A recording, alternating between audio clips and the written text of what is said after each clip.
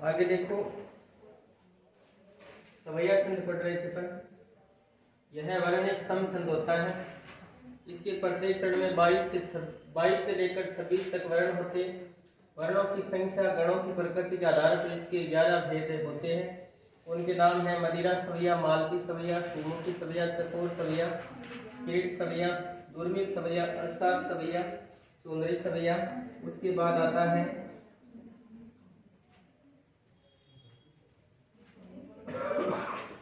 लवंग लता सवैया,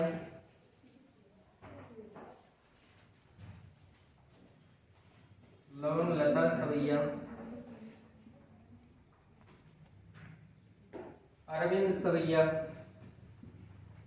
अरविंद सवैया, और इसका 11वां भेद आता है कुंडलता सवैया, कुंडलता सवैया। इनमें से हम प्रमुख 4 भेद पढ़ेंगे। यह वर्ण एक सम छंद होता है। इसके प्रत्येक चरण में 22 से लेकर 26 तक वर्ण होते हैं। वर्णों की संख्या गणों की प्रकृति के आधार पर इसके 11 भेद होते हैं, ठीक है ना। पहले हमने 4 मात्रिक छंद पढ़े थे, उसके बाद वर्णिक में 3 पढ़े थे। चौथा ये है, ठीक है ना, द्रुत विलंबित वसंत कवित। उसके बाद ये सवैया छंद है ना। अब इसमें से हम प्रमुख का पढ़ेंगे। सबसे पहले जैसे मदिरा सवैया का पढ़ते हैं, देखना। मदिरा सवैया, इसकी बात करें, मदिरा सवैया के प्रत्येक चरण में मदिरा सवैया के प्रत्येक चरण में मदिरा सवैया के प्रत्येक चरण में 7 भगण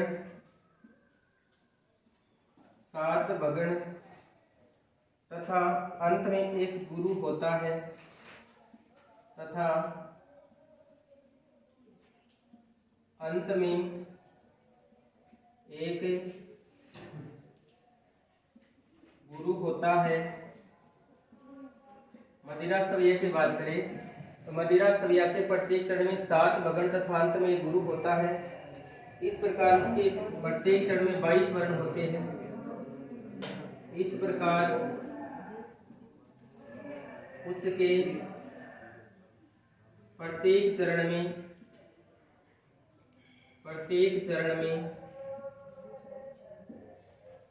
22 वर्ण होते हैं। 7 भगण हो जाएंगे, एक गुरु बचेगा, तो 7 या 21 में एक जोड़ेंगे तो 22 हो जाएंगे। जैसे उदाहरण से इसको अपन समझते हैं।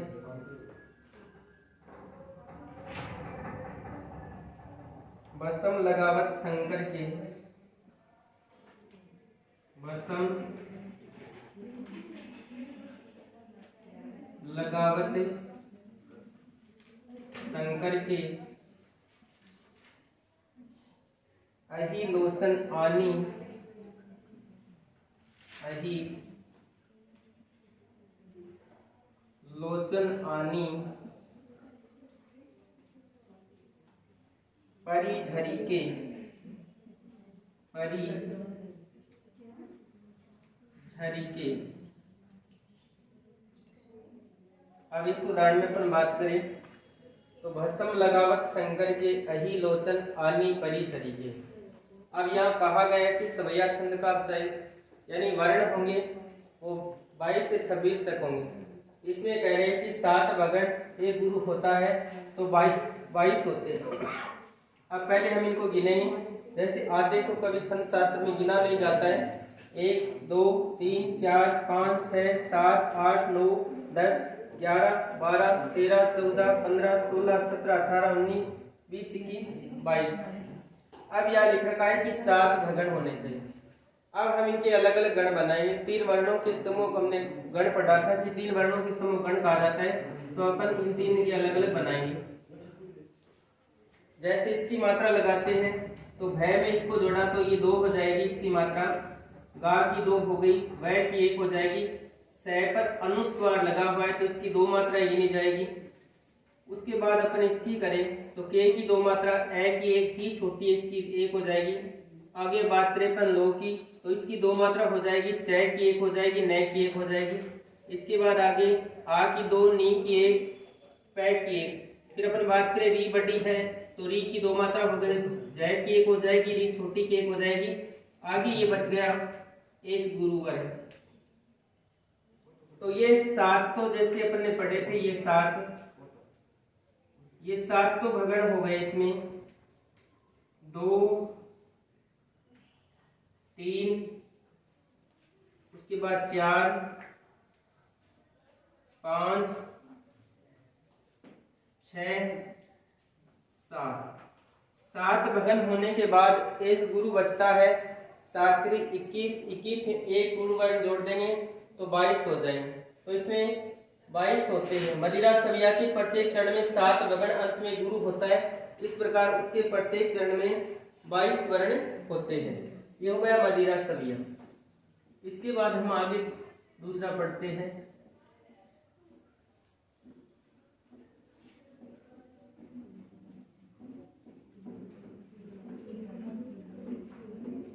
वर्णिक छंदों में केवल आपको वर्ण ही गिनने हैं। वर्ण गिन के और गण का निर्धारण करना है इसमें कौन सा गण आया है।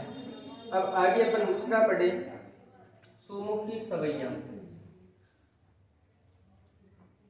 देखना, सुमुखी सवैया।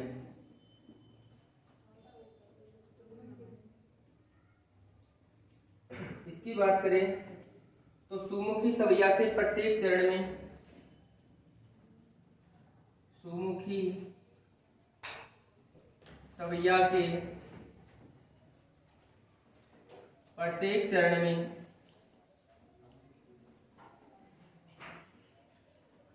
सुमुखी सवैया के प्रत्येक चरण में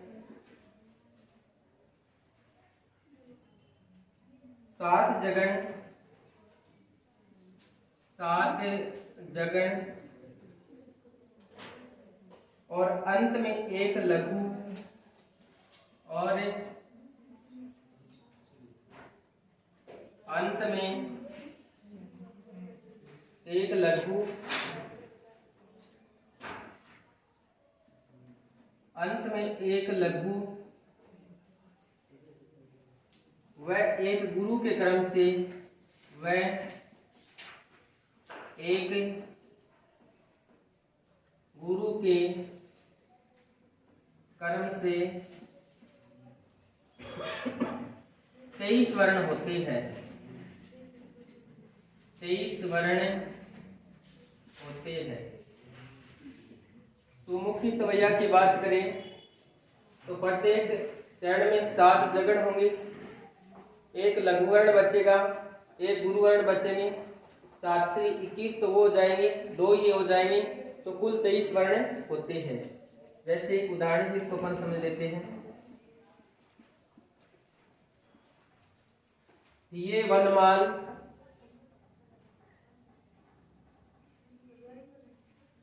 ये वनमाल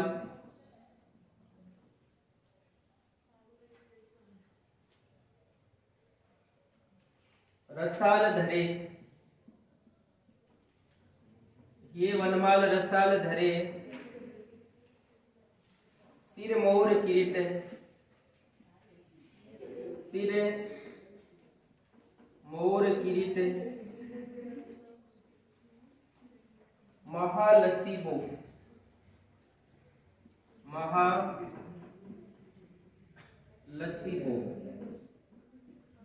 अब यहां हमें वर्ण गिनने, इसमें देखना 23 वर्ण होने चाहिए। वर्णिक छंदों में पहले वर्ण गिनने हैं, बाद में गण का निर्धारण करना है। तो याद देखना, 2 ये हो गए, 4 तो 6, 3 9 तो 11, 13 15 18 तो 20, 3 23 हो गए। अब इसके बाद हमें गण का निर्धारण करना है, ठीक है ना। गण का निर्धारण करेंगे इनका।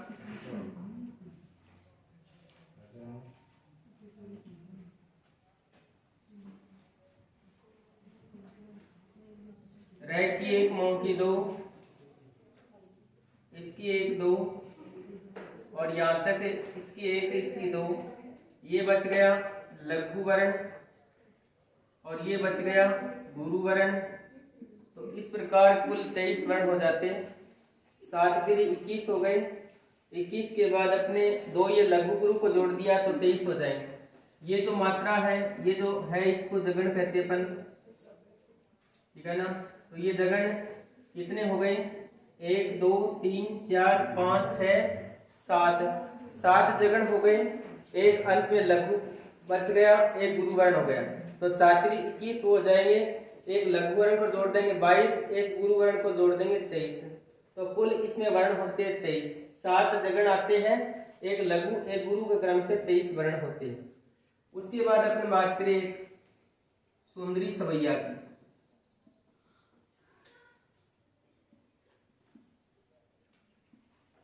सुंदरी सवैया में देखना कि सुंदरी सवैया के प्रत्येक चरण में,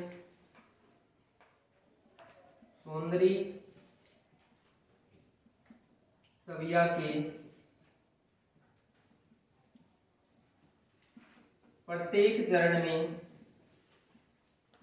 सुंदरी सवैया के प्रत्येक चरण में 8 सगण होते हैं। 8 सगण होते हैं तथा अंत में एक गुरु होता है, तथा अंत में एक गुरु होता है, तथा अंत में एक गुरु होता है। इस प्रकार इसमें 25 वर्ण होते हैं। इस प्रकार इसमें 25 वर्ण होते हैं।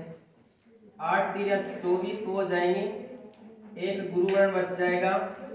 तो 24 में एक जोड़ा तो 25 हो जाएंगे, ठीक है ना। 25 वर्ण होते हैं। जैसे एक उदाहरण देखना इसका, सुख शांति रहे,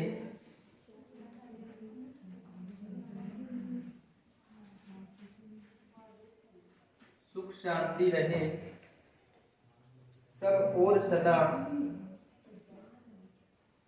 सब और सदा, सुख शांति रहे सब और सदा। अविवेक तथा, अविवेक तथा अघ्य पास न आवे, अघ्य पास न आवे। अब इसकी अपन बात करें तो इसमें पहले वर्ण गिनने में इसी टाइम को गिन लेना। जैसे 1 2 3 4 5 6 8 2 10 12 12 4 16 2 18 2 20 2 22 23 24 25 25 वर्ण हो जाएंगे। अब इनको अपन इनकी मात्रा लगा लेंगे।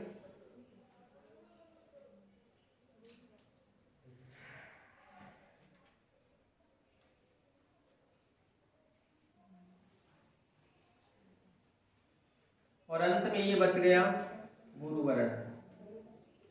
ये अंत में गुरु बचता है। गुरु से पहले 8 सगण होंगे, ठीक है ना। तो सु छोटा इसकी एक मात्रा हो जाएंगी, ठीक है। उसके बाद इसकी एक मात्रा, इसकी एक, इसकी 2 हो जाएगी, ठीक है। और ख की 2, सा की 2 हो जाएगी, स की एक, ब की एक, और की 2 हो जाएगी, र की एक, स की एक, दा की 2 हो जाएगी, और ए की एक, वी की एक, वे की 2, क की एक, त की एक, था की 2 हो जाएगी, ए की एक, घ की एक, पा की 2 मात्रा हो जाएगी, स की एक, न की एक हो जाएगी, आ की 2 मात्रा हो जाएंगी। इस प्रकार ये 8 तो बच जाएंगे सगण। 1 2 3 4 5 6 7 8 8 सगण बचने के बाद, 8 सगण के बाद एक गुरु वर्ण बचता है। 8 3 24 ये हो जाएंगे। एक गुरु वर्ण अपन जोड़ देंगे तो 25 वर्ण हो जाएंगे। तो कहते हैं कि सुंदरी सवैया के प्रत्येक चरण में 8 सगण होते हैं, अंत में गुरु होता है। इस प्रकार इसके 25 वर्ण होते हैं। 25 हमने पहले इनको गिन लिया है। अब इसके बाद अपन एक और बात करें, मालती सवैया।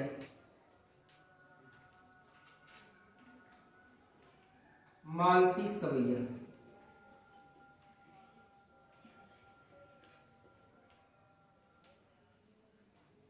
इसके प्रत्येक चरण में 7 भगण, इसके प्रत्येक चरण में 7 भगण तथा अंत में 2 गुरुवर्ण होते हैं, तथा अंत में 2 गुरुवर्ण होते हैं।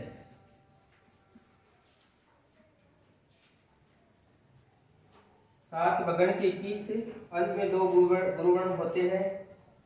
कुल वर्ण 23 होते हैं। कुल वर्ण 23 होते हैं। जैसे 7 गुणे 21 वो हो जाएंगे, 2 गुरु बचेंगे, 2 इनको जोड़ देंगे, 21 2 23 हो जाएंगे। जैसे एक उदाहरण देखना इसका भी,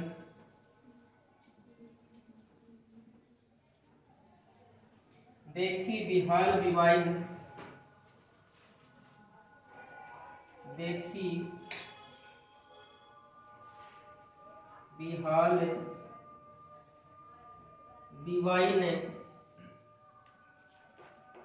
देखी बिहाल बिवाइन, सो पग कंटक, सो पग कंटक, जाल लगे, जाल लगे, ऊनी जोए, ऊनी जोए।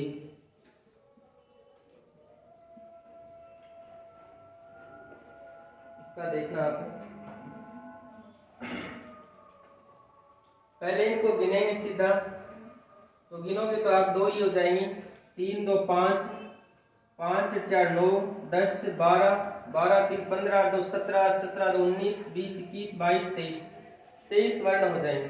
वर्णिक छंद में पहले वर्ण गिनने तो 23 वर्ण गिन लिए, फिर आपको 7 इनमें भगण की मात्रा, अब आपको गण की मात्रा लगानी है।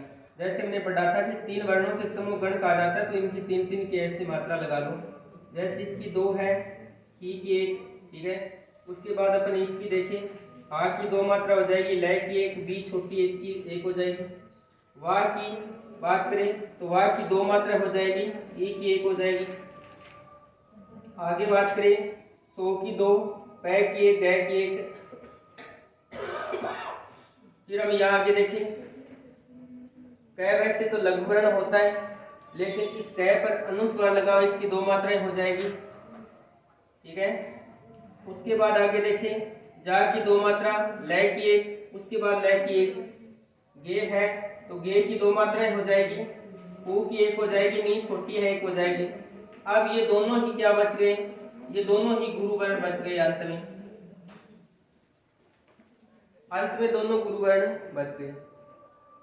7 ये भगण आ गए, 7 भगण से 7 21 तो ये हो जाएंगे, और 2 बच जाएंगे गुरुवर्ण। 21 में 2 जोड़ेंगे तो 23 वर्ण हो जाएंगे। इस प्रकार से 23 वर्ण होते हैं सुंदरी सवैया में, है ना। यानी मालती सवैया में 23 वर्ण होते हैं, सुंदरी सवैया में 25 वर्ण होते हैं, और सोमू की सवैया में 23 वर्ण होते हैं। उससे पहले हमने मदिरा सवैया पढ़ा था, उसमें भी कितने 22 वर्ण होते हैं। तो इस प्रकार से ये 4 छंद हमने पढ़े थे, 4 का वैसे दे रखा है आपको, ठीक है ना। तो 22 से लेकर के 26 तक वर्ण आते हैं, यहाँ पर ध्यान रखना आपको। सवैया छंद में सवैया वर्णिक सम छंद होता है ना। गणों की प्रकृति के आधार पर देखिए, संख्या के आधार पर देखें, तो इसके 11 भेद हमने पढ़े थे। 11 भेदों में से 4 भेद आपके जो दे रखे उनको हमने पढ़ लिया। अब हम यानी पीछे जो परीक्षा हुई थी, उन परीक्षाओं में किस प्रकार के प्रश्न आपसे पूछे गए थे, उन प्रश्नों को आज हम हल करेंगे, या कुछ अन्य प्रश्नों को भी हल करेंगे। तो उनको देखना, 2018 की परीक्षा से पढ़ेंगे अपन। 2018, 19 और 20 3 वर्षों में जो प्रश्न पूछे गए थे, उन प्रश्नों को हल करेंगे।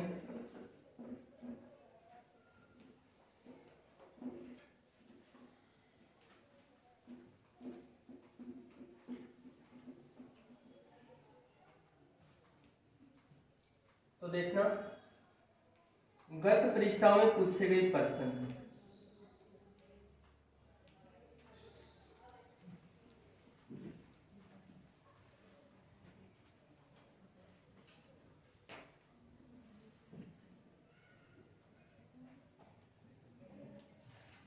अब हम इन प्रश्नों को हल करेंगे। तो देखना, 2018 की परीक्षा में प्रश्न पूछा गया था,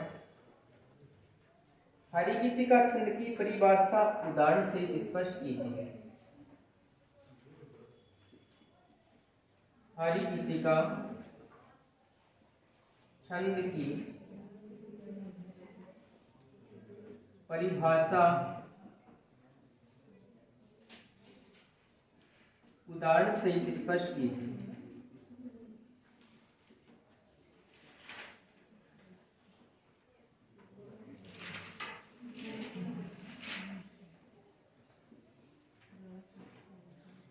हरिगीतिका छंद की परिभाषा उदाहरण से स्पष्ट कीजिए। 2018 की परीक्षा में पूछा हुआ प्रश्न है। उसके बाद था छप्पे व एवं कुंडलिया छंद की परिभाषा देते हुए, छप्पे एवं कुंडलिया छंद की परिभाषा देते हुए,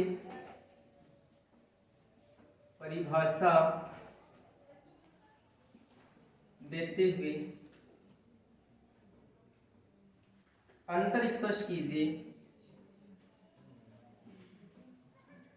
अंतर स्पष्ट कीजिए। ये दोनों ही प्रश्न 2018 की परीक्षा में पूछे हुए हैं। ठीक है, आगे हम बात करें 2019 की।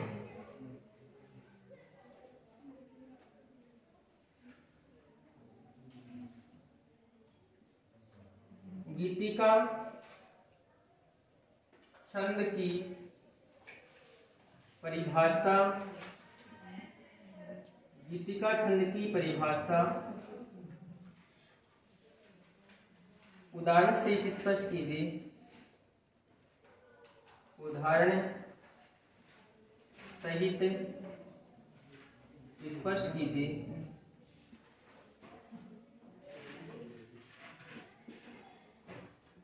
फिर आया था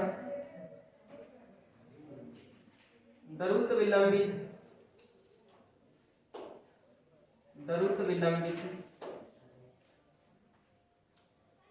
और वस्तुस्थ की परिभाषा देते हुए, और वस्तुस्थ की परिभाषा देते हुए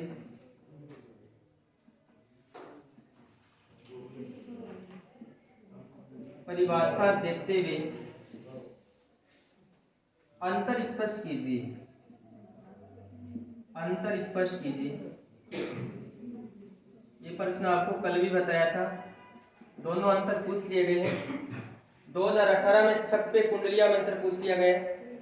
2019 में द्रुत विलंबित वस्तुस्थ में अंतर पूछ लिया गया।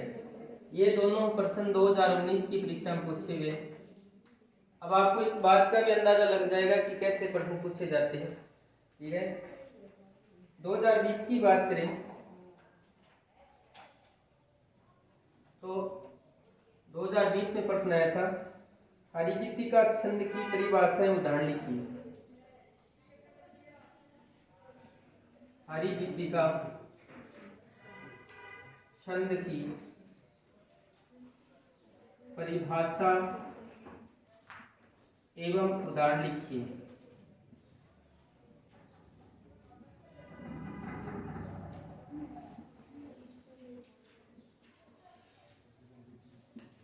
ये प्रश्न पूछा गया था 2020 की परीक्षा में। ये पूछा गया था, इसी में द्रुत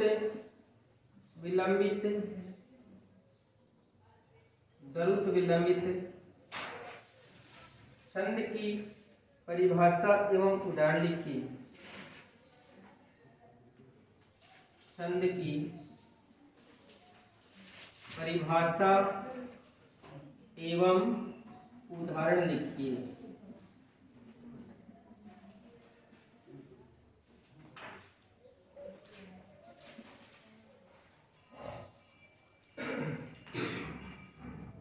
अब यहां ध्यान देना, आपको मैंने पहले भी एक दिन कहा था कि पर्सन रिपीट होते हैं। तो 20 में दोनों पर्सन जो आए हैं, आप ऊपर देखो 18-19 वाले में से आ गए। दोनों पर्सन 2020 की परीक्षा में आए हुए ना, वो 2020 वाले दोनों पर्सन 2018-19 वाले में से आ गए। बोर्ड पर जो सामने लिखा है यहाँ देख लेना, कौन से आ गए वो देखना आप। हरिगीतिका छंद की बात करें तो हरिगीतिका यहाँ पूछ लिया गया 2020 में, 2018 में पूछा गया। अब द्रुत विलंबित की बात करें तो द्रुत विलंबित 2019 में पूछ लिया गया था, 2020 में पूछ लिया। तो ऐसे ही प्रश्न आपसे पूछे जाएंगे इस बार, ठीक है ना। अब यहाँ देखना, पहले अपन इन सब का एक बार पढ़ते हैं। तो 2018-19 वाले दोनों पर्सन 2020 में पुनः रिपीट हो गए हैं, ठीक है ना। अब इनको देखना, हरिगीतिका छंद की परिभाषा उदाहरण देखते हैं। हरिगीतिका छंद की बात करें तो हरिगीतिका मात्रिक छंद होता है, पहले बात तो ये ध्यान रखने आपको। दूसरी बात है, इसके प्रत्येक चरण में 16-12 की 31 से 28 मात्राएं होती है। ये हमने पढ़ा था कि हरिगीतिका मात्रिक छंद होता है और वो भी सममात्रिक छंद होता है। हरिगीतिका सममात्रिक छंद होता है। इस छंद के प्रत्येक चरण में 16-12 मात्राओं की 31 से कुल 28 मात्राएं होती है। जैसे आप एक उदाहरण बताया भी था आपको कि संसार की समर स्थली में वीरता धारण करो, या श्री रामचंद्र कृपालु भदुमन हरण भव भय दारुणम। ऐसे उदाहरण लगा करके आप इस मात्रा का निर्धारण कर सकते हो, ठीक है ना। फिर हमने पढ़ा था छप्पे और कुंडलिया छंद की, ठीक है। यहां ध्यान रखना कि छप्पे कुंडलिया छंद में अंतर पूछा गया था, कल भी आपको बताया था। आप एक वैसे याद रखो तो ठीक है, न रखो तो कोई बात नहीं। जैसे आपको कल बताया था, जैसे छप छप रो, इससे हमारा वैसे कोई मतलब नहीं, फिर भी अगर हम याद करें एक सूत्र ही मान लीजिए इसको आप, ठीक है ना। छप्पे छंद मात्रिक छंद होता है वैसे, और छप्पे छंद रो से होता है रोला, ऊ से होता है उलाला।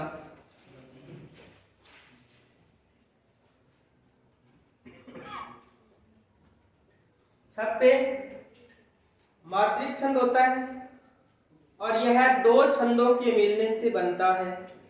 कौन से? रोला और उलाला। छप्पे छंद रोला और उलाला के मिलने से बनता है। इसके प्रथम 4 चरण रोला छंद के होते हैं, अंतिम 2 चरण उलाला छंद के होते हैं। ये छप्पे छंद होता है। फिर हम बात करें कुंडली छंद, जो कुंडलिया छंद था इसकी बात करें तो देखो अपन वैसे याद कर सकते हैं, सांप जैसे कुंडली मारता है ना, तो सांप की पूंछ और मुंह देखे तो दोनों एक जगह हो जाते हैं। आप ना देखना, दूर हो जाना सांप से, ये आपको केवल समझने के लिए, ठीक है ना। ये केवल समझने के लिए इसको कैसे कि सांप तो कुंडली मार लेता है, बड़ा सरल काम होता है सांप के लिए तो कुंडली मारना, लेकिन हमारे लिए कुंडली मारना बड़ा दोहरा काम, दोहरा काम है। दोर से मतलब होता है दोहा और रोज से मतलब होता है रोलना। ऐसे इसको याद करना है कि कुंडलिया छंद रोला, कुंडलिया छंद दोहा और रोला छंद के मिलने से बनता है। इसके प्रथम 2 चरण दोहा छंद के होते हैं, अंतिम 4 चरण रोला छंद के, ये कुंडलिया छंद होता है। और इसमें 24 मात्राएं होती है, वो आपको याद है। अब देखो ये हमने पढ़ लिया। अब आपको बताऊं गीतिका छंद। गीतिका छंद सममात्रिक छंद होता है। इसके प्रत्येक चरण में 26 मात्राएं होती है। 14-12 पर गीतिका छंद में यति होती है, ये आपने पढ़ा था। जैसे एक उदाहरण आता है कि हे प्रभु आनंद दाता ज्ञान हमको दीजिए, अगर इस उदाहरण में अपन लगाते हैं तो वह गीतिका छंद होता है। गीतिका छंद में 26 मात्राएं होती है, 14-12 से उसमें यति होती है। अब गीतिका और हरिगीतिका में अंतर कितना होता है? अंतर सिर्फ दो ही मात्रा का होता है, ठीक है ना। हरी गीतिका में 28 होती है, गीतिका में 26 होती है, ठीक है। गीतिका में 14-12 प्रयति होती है, हरी गीतिका में 16-12 प्रयति होती है। ऐसे इसको आपको अंतर याद रखना है। और यहाँ सीधा ही पूछा गया था गीतिका छंद, तो सीधा लिखना था यह सममात्रिक छंद होता है।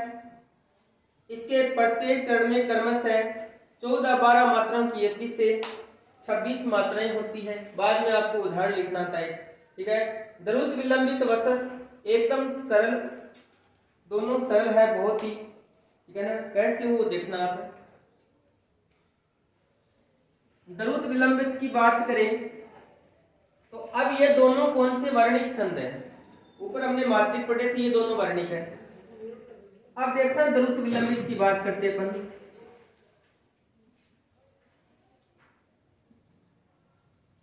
द्रुत विलंबित में देखना, पहली बात तो यह है वर्णिक समछंद होता है।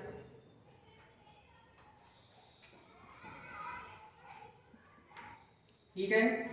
उसके बाद बात करें इसमें वर्ण कितने होते हैं, 12 वर्ण होते हैं। और इसमें क्रमशः आपको बताया कि नभ भर या नभो भरो, वैसे याद कर लेना। ये मैंने आपको संक्षिप्त में बता रहा हूं, ठीक है ना। यह वर्णिक समछंद होता है। इसके प्रत्येक चरण में 12 वर्ण होते हैं और इसमें क्रमशः नगण, बगण, भगण व रगण आते हैं। जैसे एक उदाहरण अपन ने पढ़ भी रखा है, दिवस का अवसान समीप था। अब आप इसमें लगा करके भी देख लो इनको। इस उदाहरण को आप इस छंद को वैसे करोगे तो ये 12 तो गिनने हैं, जैसे 3 4 4 4 8 3 11 1 12 हो गई। अब इनमें आप इनके जैसे 3 वर्णों के समूह गण कहते हैं, तो ऐसे इनको आप बना लो, ठीक है। ये मात्रा नगण की आ जाती है, ये मात्रा भगण की आ जाती है, ये मात्रा भी भगण की आ जाती है और ये मात्रा आगे रगण की आ जाती है। तो द्रुत विलंबित छंद की बात करें ना तो यह वर्णिक समछंद होता है। इसके प्रत्येक चरण में 12 वर्ण होते हैं और इसमें क्रमशः नगण, भगण, भगण व रगण आते हैं। ये तो हो गया द्रुत विलंबित आपका। अब हम इसके बाद बात करें द्रुत विलंबित के बाद वसस्त छंद की। तो वसस्त में देखना थोड़ा सा अंतर है, ज्यादा अंतर नहीं। वर्णिक समछंद यही है और इसमें ही 12 वर्ण होते हैं, 12 वर्ण भी इसमें होते हैं, लेकिन इसमें इतना अंतर है कि इसमें क्रमशः जत जत, ऐसे याद रखना। इसमें क्रमशः जगण, तगण, जगण, रगण आते हैं। जैसे विदा हुई रात वियोगकारिणी, ठीक है ना। इस प्रकार से आप विदा हुई रात वियोगकारिणी, ऐसे इसको आप लगा सकते हो। 2 4 6 3 9 3 12 हो जाएंगे, ठीक है। अंतर इतना ही याद रखना है। तो 2019 की परीक्षा में ये पहले प्रश्न 4-4 नंबर के आते थे। इस बार आपके वस्तुनिष्ठ अति लघु प्राथमिक पूछेंगे, छोटे पूछेंगे आपको। छोटा का मतलब सीधा ऐसे पूछेंगे कि द्रुत विलंबित और वसस्त छंद में कितनी मात्राएं होती हैं, जैसे कितने वर्ण होते हैं, मात्राएं नहीं, कितने वर्ण होते तो वर्ण 12 होते, ठीक है ना। द्रुत विलंबित छंद के अंत में क्रमशः कौन से गण आते हैं, तो द्रुत विलंबित में तो ये आते हैं नगण, भगण, भगण, रगण। और वसत छंद के अंत में कौन से गण आते हैं, उसमें जगण, तगण, जगण, रगण आते हैं। इस प्रकार से इसको आपको याद रखना है, ठीक है। और 2020 वाले दोनों प्रश्न यहाँ हल हो गए अपने आप। कैसे, अभी आपको पहले बताया था प्रश्न यही रिपीट होने, इसी प्रकार के प्रश्न रिपीट होते हैं। तो आपके सामने 6 प्रश्न मैंने लिखे। ऊपर वाले 4 प्रश्नों में से ही 2020 की परीक्षा में दोनों प्रश्न आए थे। आर्यगीतिका छंद का आया हुआ ऊपर जो 2018 में आया था, और द्रुत विलंबित छंद का आया जो 2020 की परीक्षा में आया हुआ था। तो इसलिए जो प्रश्न है, कहते हैं कि पीछे वाले प्रश्न ज्यादा रिपीट होते हैं, तो इनको आपको बार बार अध्ययन करना है इनका। आर्यगीतिका अभी आपको बताया था सममात्रिक छंद होता है और इसके प्रत्येक चरण में 16-12 मात्राओं की यति से 28 मात्राएं होती है। ये हमने पढ़ा था। जैसे संसार की समान स्थिति में वीरता धारण करो, ये उदाहरण आपको बताया था। फिर द्रुत विलंबित में भी बता दिया। वर्णिक छंद होता है, इसके प्रत्येक चरण में 12 वर्ण होते हैं, अंत में क्रमशः नगण भगण भगण व रगण आते हैं। तो ये 6 प्रश्न अपने हल कर दिए। अब हम कुछ और प्रश्न हल करेंगे इस साल के लिए।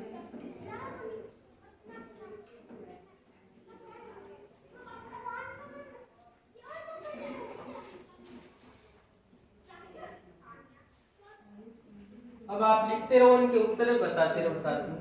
जैसे एक प्रश्न आता है, छप्पे किन 2 छंदों के मेल से बनता है? छप्पे किन 2 छंदों के मेल से बनता है?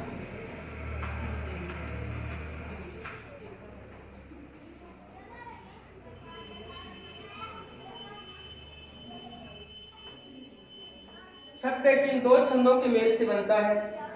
अब इसके अपन उत्तर की बात करें तो इसका उत्तर हो जाता है, छप्पे रोला व उलाला के मेल से बनता है। रोला व उलाला छंद के मेल से बनता है।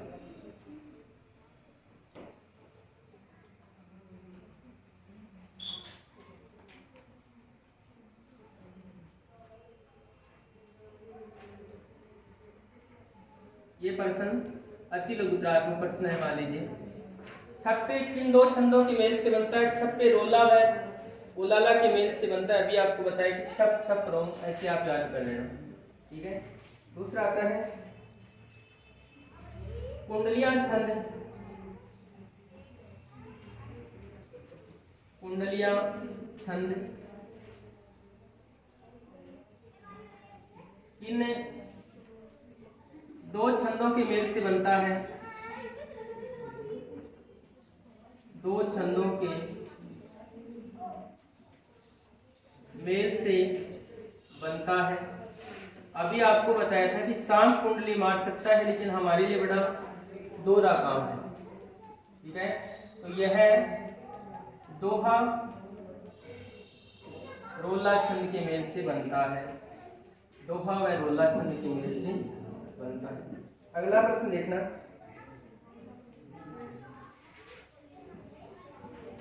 हरि गीतिका छंद में, हरि गीतिका छंद में कितनी मात्राएं होती है?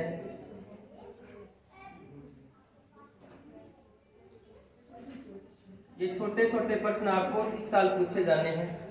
हरि गीतिका छंद में कितनी मात्राएं होती है? ठीक है। अब इसकी बात करें तो हरि गीतिका छंद अभी हमने पढ़ा था। हरि गीतिका छंद में 28 मात्राएं होती है, ठीक है, और 16 12 पर यति होती है। फिर अपन बात करें सवैया छंद में, सवैया छंद में कितने वर्ण होते हैं? कितने वर्ण होते हैं? ये अभी प्रश्न पढ़ा था। सवैया छंद में कितने वर्ण होते हैं? तो 22 से लेकर 26 तक वर्ण होते हैं, ठीक है। फिर अपन बात करें अगले प्रश्न की। गीतिका छंद के, गीतिका छंद के प्रत्येक चरण में कितनी मात्राएं जोड़ने पर, प्रत्येक चरण में कितनी मात्राएं जोड़ने पर, कितनी मात्राएं जोड़ने पर, कितनी मात्राएं जोड़ने पर हरि गीतिका छंद बनता है? हरि गीतिका छंद बनता है। अभी इसको बताया था आपको।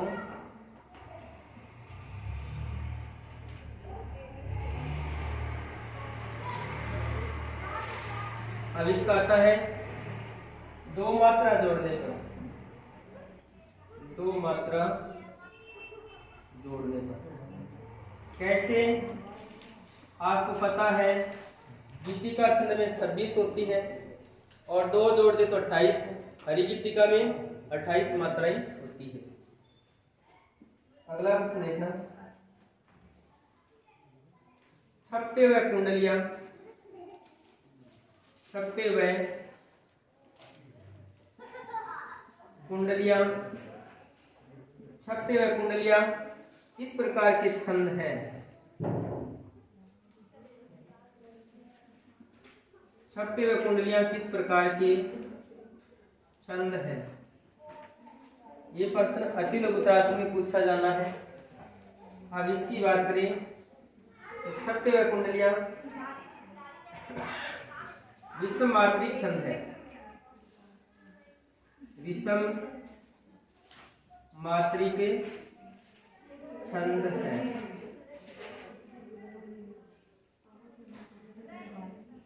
छप्पे व कुंडलियां विषम मात्रिक छंद है। आगे देखो,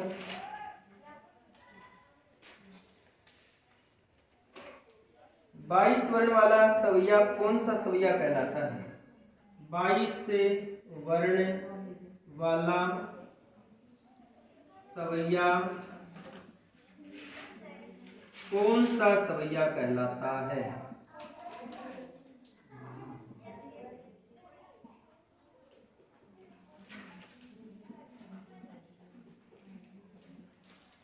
ये अभी पढ़ा था हमने। 22 वर्ण वाला सवैया कौन सा सवैया कहलाता होता है? मदिरा सवैया। अब इसकी बात करें मदिरा सवैया की तो इसमें 7 भगण होते हैं, एक गुरु होता है, तो इसलिए 7 × 21 = 22 हो जाएगा। ठीक है, अगले प्रश्न देखना, 23 वर्ण वाला सवैया कौन सा सवैया कहलाता है? 23 वर्ण वाला सवैया कौन सा सवैया कहलाता है?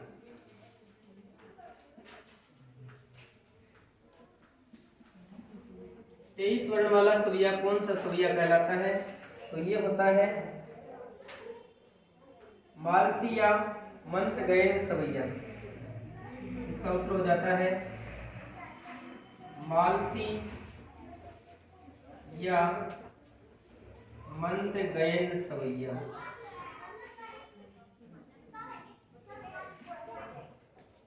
मालती या मंत्र गयन सवैया। ऐसे प्रश्न इस बार वस्तुनिष्ठ में अति लघुत्रात्मक पूछे जाएंगे। छप्पे किन दो छंदों के मेल से बनता है? रोला लाला छंद के मिलने से छप्पे छंद का निर्माण होता है। फिर कुंडलिया छंद किन दो छंदों के मिल से बनता है? दोहा व रोला छंद के मिलने से।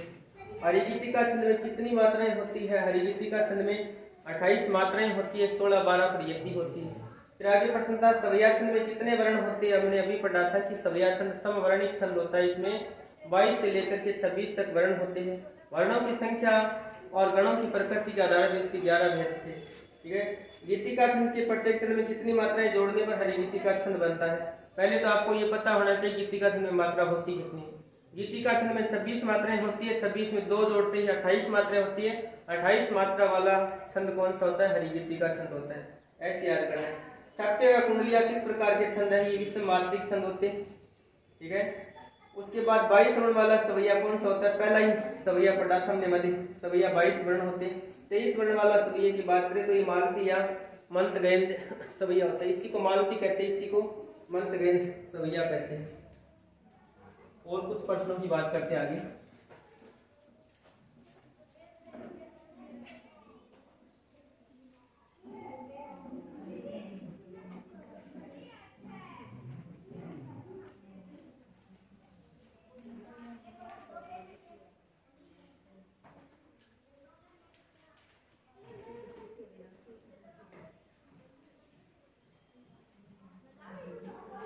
उदाहरण लिख रहा हूं मैं आपके सामने, देखना। खग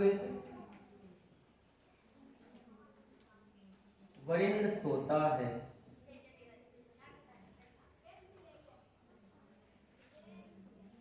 खग वरिंद सोता है,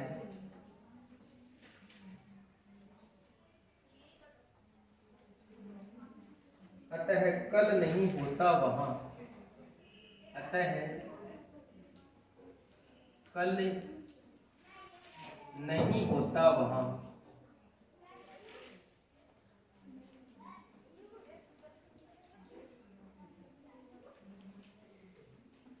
इसमें आपको यानी पंक्ति में कौन सा छंद है, छंद बताना है। पंक्ति में कौन सा छंद है या छंद बताना है।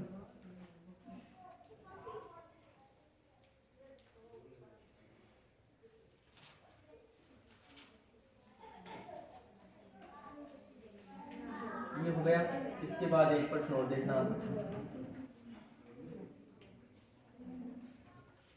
किस छंद का प्रथम, किस छंद का प्रथम, किस छंद का प्रथम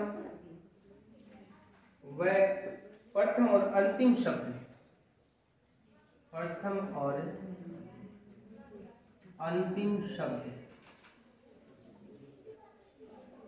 किस छंद का प्रथम और अंतिम शब्द एक जैसा होता है, एक जैसा होता है।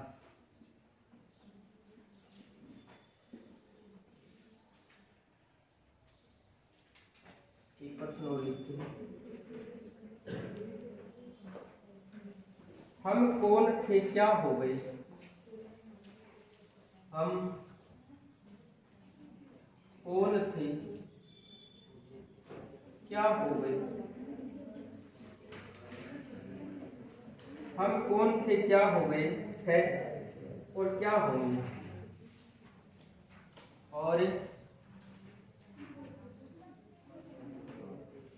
क्या होंगे।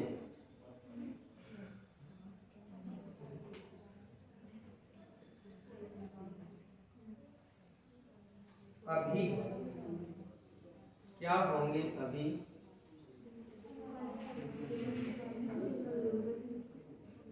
पंक्ति में कौन सा छंद है। पंक्ति में कौन सा छंद है, छंद बताना इसमें।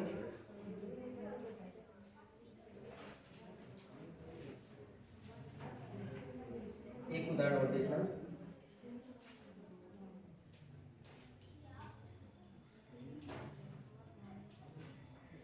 शीस जटा उर बाहु, शीस जटा उर बाहु, शीस जटा उर बाहु, विशाल विलोचन, विशाल विलोचन, विशाल विलोचन, लाल तिरछी सी भौहें, लाल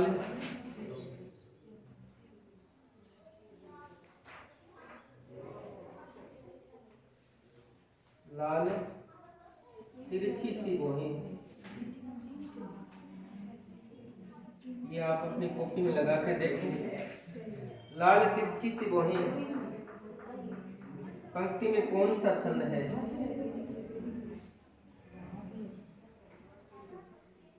पंक्ति में कौन सा छंद है।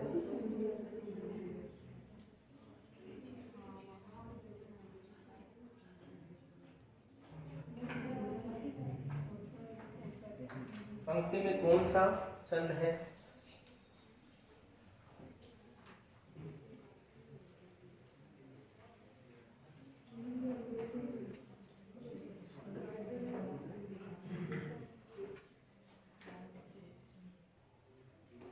इनको देखना।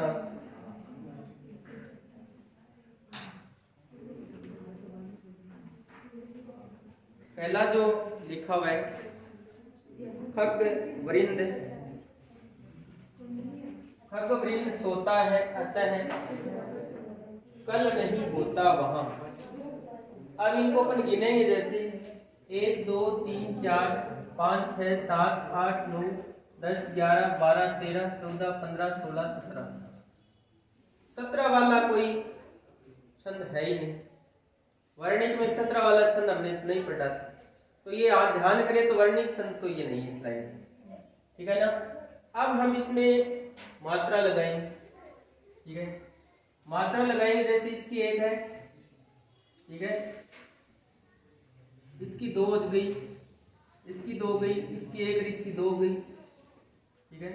जैसे 2 4 5 6 7 8 9 10 11 12 13 14 15 16, ठीक है। 1 3 5 7 8 10, ठीक है ना। 10 इसकी हो गई, तो देखो 2 2 2 4 5 6 7 8 9 10 11 12 13 14 15 16 17 18 19 20 21 22 23 24 25 26, 26 हो गया। तो 26 की बात करें तो कौन सा छंद हो जाता है? गीति का छंद होता है, ठीक है ना। अब इसमें 26 की बात करें तो गीति का छंद होता है। 17 वर्ण किसी छंद में आते नहीं, ठीक है ना। अब यहाँ पर गीति का छंद लिख लेंगे। अब ये एक प्रश्न है, जैसे अभी आपको बताया था कि सांप की बात करें तो सांप कुंडली मारता है, मुंह और पूंछ दोनों एक जगह होता है, ठीक है ना। हमने एक उदाहरण पढ़ा था कि लाठी में गुण बहुत है, सदा राखी संग। उसमें लाठी शब्द शुरू में था, लाठी शब्द अंत में आया था, तो वो प्रकार का छंद कौन सा था? कुंडलिया छंद था। ऐसे प्रश्न आपको अति लघुत्रात्मक वाले इस बार पूछे जाएंगे कि किस छंद का प्रथम अंतिम शब्द एक जैसा होता है, तो एक जैसा कुंडलिया छंद का होता है, ठीक है ना। और अभी आपको चाहे उसको आप ट्रिक मान लो चाहे कुछ भी मान लो, सांप कुंडली मार के बैठता है, ठीक है ना, तो सांप के मुंह और पूंछ एक जगह हो जाते हैं। वैसे अपन जैसे इंसानों की बात करें तो कुंडली मार के बैठना बड़ा दोहरा काम है। दोहरे का मतलब ये आपको वैसे याद करने के लिए दोहा और रोला छंद के मिलने से ये बनता है, ठीक है। अब इसमें बात करें अपन कि इसमें कौन सा छंद होगा, तो पहले इनको जैसे गिनते 1 2 3 4 5 6 7 8 9 10 11 12 13 14 15 16 17। 17 वाला कोई भी छंद नहीं होता है। वर्णिक छंद में अपने 12 वाले पढ़े थे, 22 से 26 वाले पढ़े थे, लेकिन 17 वाला कोई नहीं मिला था। अब यहाँ वर्णिक छंद तो है नहीं, ये तो आपने तय कर लिया। उसके बाद अब इनकी मात्रा लगा के हम तय करेंगे, जैसे 2 4 5 7 9 11 12 13 14 15 16। 16 इधर आ गए। अगर 16 इधर आ गए तो आगे कितनी आनी चाहिए? 12 आनी चाहिए, ठीक है। 2 3 2 5, आधे को नहीं गिनना है। 3 2 5 5 2 7 7 2 9 9 और 1 10 10 2 12। अब यहाँ मात्रा आ गई, इधर आ गई, इधर की यहाँ तक की अपन बात करें यदि तक की तो 16 मात्रा आ गई, ठीक है। आगे अपन यहाँ तक की बात करें तो यहाँ मात्रा आ गई 12 मात्रा। तो 16 12 पर जिस छंद में यति होती है वो छंद कौन सा होता है? हरिगीति का छंद होता है। तो इसका उत्तर हो जाएगा हरिगीति का छंद।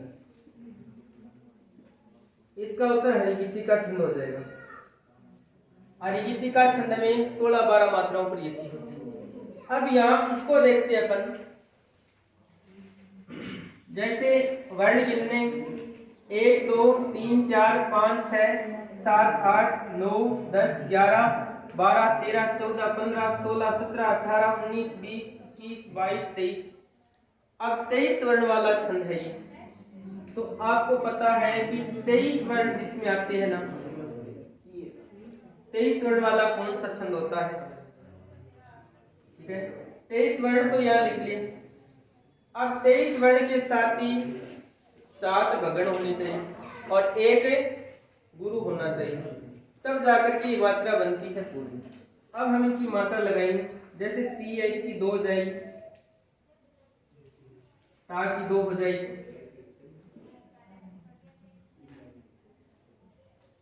इसका एक बार छोड़ना, ये अपन अपनी इच्छा अनुसार कर सकते हैं।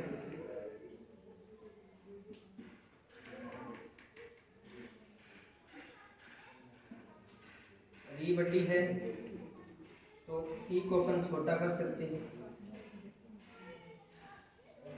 ठीक है,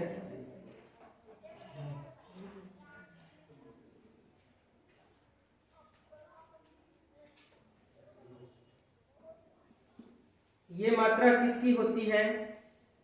आपको पता है, यह माता राजभान सलग्गा। अब इस प्रकार से इसका अपन निर्धारण करेंगे। तो जैसे इनकी मात्रा लगाते हैं ना अपन, अब आगे हमें जाने की आवश्यकता नहीं है, तक आ गया SII, ये इस पर लिखा हुआ है, तो ये मात्रा किसकी हो गई? 7 भगण। अब इसमें 7 बार भगण की मात्रा है, अंत में 2 क्या बच गए? दोनों ही गुरु है। अभी आपको एक छंद बताया था, अंत में ये दोनों ही गुरु बच गए, ये भी गुरु है, ये भी गुरु है। अभी एक छंद पढ़ा था हमने, जिसका नाम है मालतीया मंत गयन सवैया, जिसमें 23 वर्ण होते हैं। पहले हमने वर्ण गिन लिए 23, उसके बाद इसमें 7 भगण हमने गिन ली, 7 भगण हो गई। 7 को 3 से जैसे गुणा करेंगे तो 7 3 21, तो ये हो जाएंगे, प्लस इसमें अपन 2 क्या जोड़ देंगे? ये गुरु वर्ण। 21 में 2 जोड़ेंगे तो 23 वर्ण हो जाएंगे, और 23 वर्ण जिसमें हो जाते हैं उसी को कहते हैं मालती या मंत गयन सवैया। इस प्रकार के प्रश्न आपको इस बार परीक्षा में पूछे जाने हैं, तो इस हिसाब से आप अपनी तैयारी करते रहना, ऐसे प्रश्न पूछे जाएंगे। ठीक है ना? तो छंद वाला ये हमारा टॉपिक यहीं तक था। ठीक है ना? आगे वाला अपन अगली कक्षा में पढ़ेंगे।